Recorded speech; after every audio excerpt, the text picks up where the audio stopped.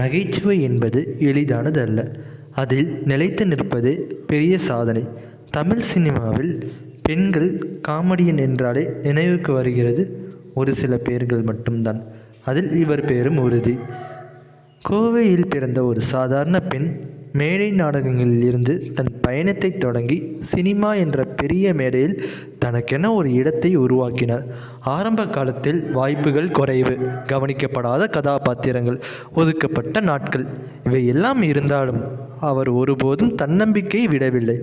Comedy என்பது ஆண்கள் ஆதிக்கம் கொண்ட துறை என்ற காலத்தில் தன் timing, body language, voice modulation ஆகியவற்றை ஆயுதமாக மாற்றிக்கொண்டு ரசிகர்களின் மனதில் இடம் பிடித்தார் கோவை சரளா. கோவை சரளா இருந்தாலே அந்த சீன் வேலை செய்யும் என்ற நம்பிக்கையை இயக்குநர்களுக்கு உருவாக்கினார் அவர்.